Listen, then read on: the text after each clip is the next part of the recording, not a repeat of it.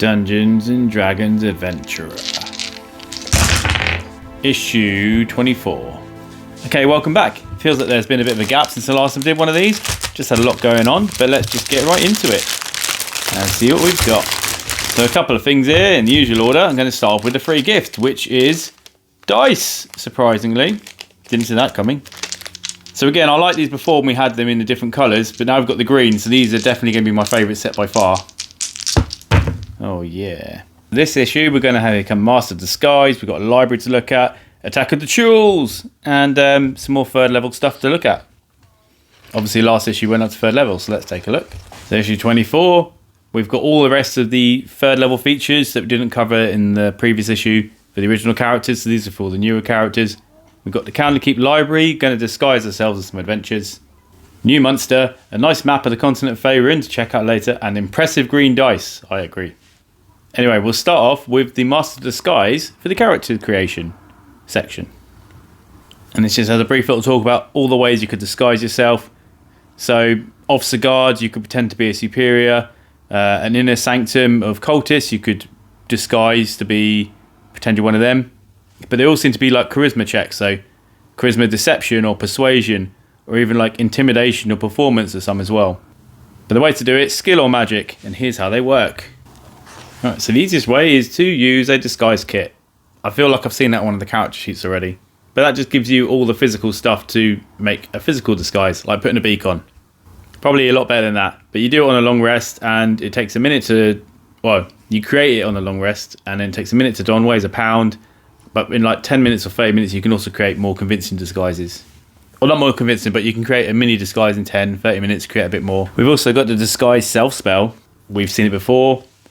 Some other stuff, so you can get like a hat that lets you do it, and you can get like a warlock invocation, and you can get like a bard feature that also does. We'll cover all those later, I guess. Spells aren't as good as physical stuff though, because they can be seen through by intelligence checks, and they won't stand up to physical touching. Whereas a physical disguise will last forever as long as it's not damaged. And you can always roleplay your disguise as well. But just say, you don't have to, you could just make your charisma checks and just describe how they're approaching it rather than doing the whole roleplay.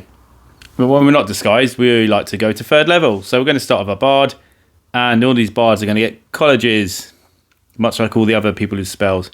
And Ekrin, our bard's a member of the College of Glamour. Shall we see what they can do? So, glamorous colleges, what can we do? We've got a couple of features they get. So the Mantle of Inspiration, you can boost vigor and speed. But as a bonus action, you give a certain number of people a HP boost. And when they get this boost, they can also take a free bonus action. Sorry, not bonus action, a reaction to move up to speed. And we've also got Enthralling Performance, which is if your bard performs, they can choose another humanoid within 60 feet. And if they fail a DC check, then they're charmed for about an hour. Regardless of what bard college you use anyway, you get some expertise. So 2 skills can be experts. So Ekrin's going to be acrobatics and perception. And bards also learn a new spell, as well as getting more spell slots. And a traditional HP increase. So now less about bards. We're going from bards to barbarians. And what do these guys have? Well, their third level thing is they're going to follow a certain path. Our pre-generated character is following the path of the Storm Herald, which the paths just tell you why your barbarian rages or where they got their rage from. There's more paths in a future article. So let's go check out the Storm Herald path. Now our Storm Barbarians can come from different locations, and they're all going to have Storm auras. But you could be from the desert, you could have like gone to frozen tundras, could have even battled the storms at the sea. But it looks like you choose what environment you want when you level up, and then you're going to be able to use your Storm aura based on that environment. And basically every time you rage, it's going to come out, and then you've got the option of a bonus action while you're raging to activate it again. So the 3 you've got, if you've come from the desert, all the other creatures take 2 fire damage. If you come from the sea, then one other creature can take 1d6 lightning, or half of that on a successful save. And if you come from the tundra, creatures of your choice in your aura get 2 temporary hit points. And every time you level up, you can then change which aura you want. So whatever one you choose now, you're stuck with it for the duration of that. I'm not sure which one we've chosen. I'll see if it says it at the back. If not, we've got free reign. Hit point increase as well, and you gain a extra proficiency. Not much else for barbarians. They obviously though up to 12 hit points. But druids now then. So Circle of the Land druids. So we don't need to worry about circles because we picked them back when we were second level, as it reminds us down here. But instead, the circle of the land are going to get more in tune with the land. So let's see what natural forces they're going to embody even more. Okay, so our circle of the land druid, they get some extra spells for spellcasting. More importantly, 2 second level spell slots, so they can add second level spells to the list. And it goes here, circle of the land druids have already chosen a specific land type. Our pre-generated one has chosen forest. So bark, skin and spider climb are going to be the spells that they get to add. And that's circle spells, so they always have it prepared. I think in addition to the whole second level spell book. We'll find out on the character sheet. And it also says if it's not a druid spell, but they have it, they can also have it as a druid spell, which is quite nice. Plus, hit points, yeah. Okay, so let's move on now. Paladins. And paladins are all going to swear an oath at 3rd level. Why the oath? Well, a paladin could have seen potential and trained them. They could have heard some whispers from an unseen god. There could be vengeance because everything's been destroyed. Our pre-generated guy is Oath of Devotion. Let's go see what he's devoted to. So, the Oath of Devotion. Paladins who swear this oath are like holiest of the holy sort of thing. Or they're like real champions of good. They hold angels as their ideals. They're the highest standards of conduct. Everything they do is in pursuit of justice and the greater good. You know, they'll be honest, always courage, have compassion, have honour, have duty. Most of the stuff they get is they get a hit point increase, the standard. They'll get some more spell casting, so they get some 1st level slots, no 2nd level for them. But they also gain protection from evil and good and sanctuary as the spells connected to the Oath of Devotion. But like other 3rd levels, they're always prepared, so they don't have to prepare them. And finally, they have 2 channel divinity options. They've got the Sacred Weapon, where they can imbue the weapon they've got with sacred energy. It gets a bonus equal to the charisma bonus. It emits light. It counts as a magical weapon if it wasn't already. And finally, they can also turn the Unholy, which is better than Undead, because it basically turns Undead and Fiends. I haven't checked if it's the same method, but it says it turns them. I'm assuming it's the same sort of check. I'm not sure if it's a better check for Undead or not. Something to look at later. But now that we're done being 3rd level, let's move on to Candlekeep. The Great Library of Candlekeep. It's got the largest collection of lore in the realm. Visitors must donate a written work that isn't already on its many shelves to gain entry. It's quite cool. Interesting. You can find anything there. I feel like that little feature we've got where, I can't remember what it was, but if you don't know the info, you'll be able to find it. I'll always go, well, go to Candlekeep. So here's a nice little map of Candlekeep there. It overlooks a sea of swords, and the only way to get to it is you have to follow the Way of the Lion. It's a lonely road from Beregost. We've not been there yet. Maybe we'll get there in the future. And it's got a lot of stuff. There's a lot of scholars. Let's find out what they can find for us. So when you want to visit Candlekeep, you're going to meet 5 Avowed. These are priests of Denia, the god of writing.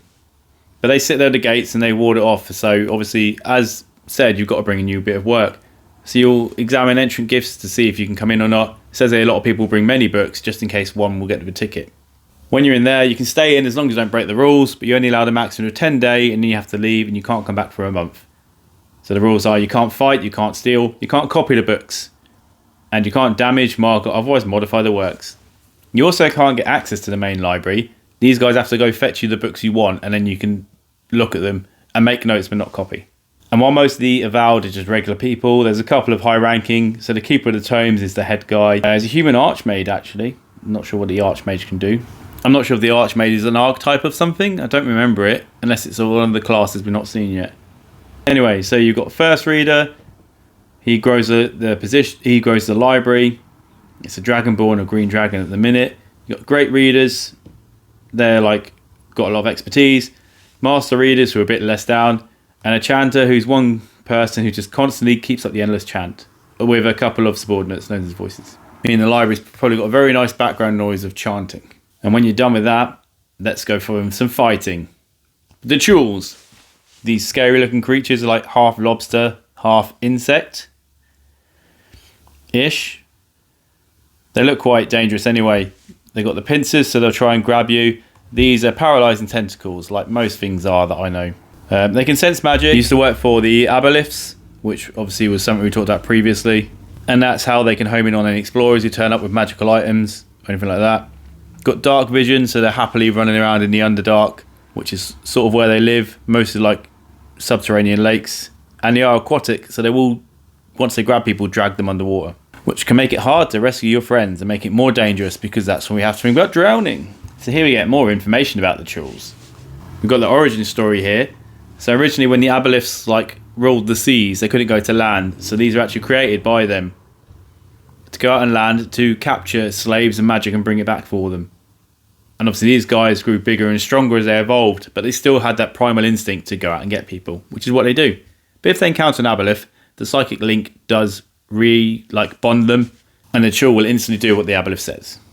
And I feel like that might be an aboleth in the background with a nice art here. Not sure, I haven't looked closely. They're often encountered deep below the earth, in lakes and sunless seas, where they used to be, and they've still got their treasure stashes. And the more that people go and find them, the more that the rumours spread, so the more people go to find them, get caught and paralysed, and just feed them. Nice though, you've got a tactical tip here. So keep your distance, because the pincers can reach up to 10 feet. Their tentacles are with deadly venom as well, but they're actually immune to poison, and they've got quite a tough armour. So it says keep them at bay and use spellcasters to hammer them with spells like Burning Hands, or use Tasha's Hideous Laughter to beguile them. Okay, so we've talked about the Chuuls. Now let's move to this encounter, which is called the Blue Lake Menace. Gee, I wonder what that could be. As normal, it's for the DM's eyes only, so if you plan to play this encounter, use the chapters to skip ahead. Otherwise, let's find out what's here. There's a monster lurking in the Blue Lake. It's a Chuul! You didn't see that coming. So basically, a guy called Donek managed to get it here and trap it, and was trying to communicate with it to control it, and found a bit of an aboleth in there. So now he's become a thrall to the aboleth, who's basically in the lake, and he's had loads of eggs, and they've started to hatch and they've started to feed. So now they're looking for people. Also, we've got the cult of Orcus are getting involved as well. So we'll see just how involved they are. And for those who remember back in issue 16, this was one of the rumours, and it's turned out to be true. So walking around, we're going to find a woman from the Order of the Gauntlet posting up signs. Monster Slayers needed from Sir Laniver Strow. If you don't begin doing it, tomorrow a letter arrives from Sir Lannister Strow directly to you saying, "Oh, brave adventurers, please help me with this." It's better to wait though, because originally you get 400 gold. Now you get the gold pieces plus a personal favour. Yeah. Make them beg. Anyway, so you go to the lake. There'll be a little blue dragon board guard there. Might not be little, but there's a blue dragon board guard putting up signs to keep people away from the lake, and a rope as a barrier. Here's all the information they've acquired. And Donek's here spying on them, so you might notice him, you might not if you're really very unobservant, no perception. But if you do, you can go look over. Oh, and if you know, he's got a metallic brooch that's got this symbol of Candlekeep on it. That's why we learned about Candlekeep. Even though we're not there, it still features in this issue's encounter. And you can also find out he's lying, and if you manage to corner him and not forceful him, you can get all the info out of him with all these research notes.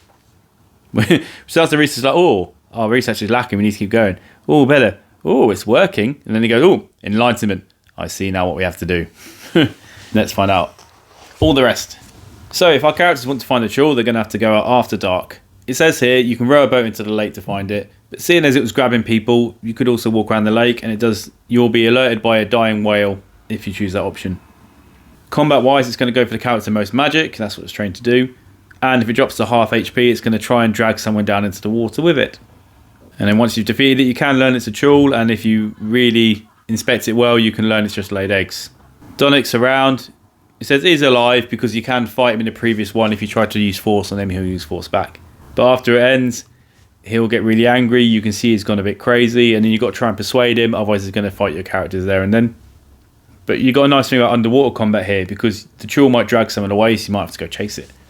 So for underwater combat, if you don't have swimming speed, you've got disadvantage of attack rolls unless you have a certain weapon, including the trident. Ranged weapons are going to have disadvantage, and they'll automatically miss beyond their normal range. And anyone immersed in water has resistance to fire damage. Oh, and again, some weapons underwater don't have disadvantage. So javelins or nets. Tridents, yeah. Oh, sorry, anything that's thrown like a javelin. And then after the combat, you're going to have some eager watchmen turn up, who are a couple of cultists of Orcus, who have come to kill Donek and take him back and interrogate him. Which is why if you kill them, you'll get a Speak with Dead scroll. But you've got to hang around for like 10 minutes to find these guys. And if you bring this all out to Sir Laniver, you'll get your reward. You might want to go try and deal with the eggs if you know about it, but he does actually say, oh, the Order will deal with that. You've taken out the main threat. And the Skull is going to make another appearance in Encounter 26. Ha ha ha ha ha. Anyway, let's look at some stats. So here we get to see the stats for the Chuul, who's quite a hefty guy, a lot of hit points, natural armor, high strength. So it's got multi-attack, so we'll go for the 2 pincers. If it gets you hit with the pincers and you can't escape a grapple, you're grappled. You're automatically grappled and you've got to try and escape. And if it's got people grappled, it will also use its tentacles once to attempt to give a poison, which will paralyze for a minute. It understands deep speech but can't speak. And nice to see when we get to Donek here, Donek knows deep speech. Obviously, it's how they communicate. It's also got telepathy for 120 feet. Magic user, obviously, so it's got traditional spells, including Burning Hands and Blur, which is nicely explained here. All the rest, you can do Mage Hand, Prestigation, Detect Magic, Mage Armor, Detect Forts. They're all mentioned in other spellbooks. He's also got Shield as a reaction. I'm not sure if that's an actual spell or just something else he's got. He's got the Scorching Ray, Shocking Grasp. So I don't think Scorching Ray and Shocking Grasp are spells either, although they're ranged spell attacks, unless they're like cantrips maybe. Well, I don't know. I'll check out the spellbooks later. And the final stat block belonging to the Cultist. He's basically just got a standard average stat block. Right, that's the encounter done. So moving on, time to look at their character sheets. First up then, we've got Karkrov, Hyvrax, our Dragonborn Barbarian. It's a quick obvious one. Obviously, gain more hit points. He's also now gained a breath weapon. Although he had it before actually, but now it's actually listed in the attack section. And he can rage 3 times, plus storm or a desert, etc. And on the back, we've now got the military ranks gone to allies and organisations, which used to be there. Yeah. So the info's still there, so they've made more room for all the other stuff. Then we get to Ekrin, our bard, folk hero, who we can see has gained a lot of passive perception, as well as obviously the stat block. They've now got the Mant of Inspiration and Enthralling Performance to close down all the rest of it. And the general HP gain like normal. On the back though, you can see here our College of Glamour is now listed in the allies and organisations, and we've now got the 2nd level spells added to the back, which is good. We had all this spare space we could use for that. Alright, moving on then. So Zugan Shani, our Circle Land Druid. So you can see they've added Circle Land up there. I think they did that on some previous character sheets too. More hit points. There's nothing of obvious note on the front page. But then we've moved to the back page. You can see, so we've got the Circle of Land details, and the spellbook has gone vastly, well, a lot more compressed now. But obviously we've got all these 2nd level spells added. So it's a good thing we've got all of our like separate spellbooks to refer to. More spell slots as well. And you'll see it's already come ticked, stuff like Bark Skin, where it's Spider Climb, where they're automatically prepared because of the Druid focus. Or the Druid circle, sorry. And then one more character to look at. Oshog. Our Orc Paladin was the newest character, and so he's only got the 1 character sheet like the other one. So what's he's done? Gained more hit points. You can see he's got the text there. He's got a lot more text in the box to fit in, including his layered hands, and now has a little box where you write in a number rather than ticks. I imagine stuff like this spy contact's going to be on the back page. We'll find out in a minute. Although I do like this, I think I picked up before. So now, chainmail, you have a disadvantage on dexterity checks while wearing this armour. So it looks like they've made a note of it. I'll have to go back and see if I did know it before. I'm sure I did. But and then we go to the last page. So yeah, there's the spy contacts now listed there. And the spellbooks been extended up. No, compressed, sorry. That's the old one. So they've added the space for cantrips. There aren't any cantrips, maybe it's just to standardise it. And we've got our Sanctuary ticked here as pre-prepared. Yeah, so you got your pre-tick spells here that are pre-prepared. I can't actually find anywhere on it that says what your oath is. Normally they have a little thing up there or somewhere else, but a tick there so we know. But otherwise, that's all the character sheets. Perfect. But we're not done yet because there's one more thing to look at for the issue, and that's this lovely map, which is upside down. Here we go, we've got a full-size map, get this out of the way, of Faerun. Obviously, as you can see up here is Neverwinter Wood, the Sword Mountains, Phandalin.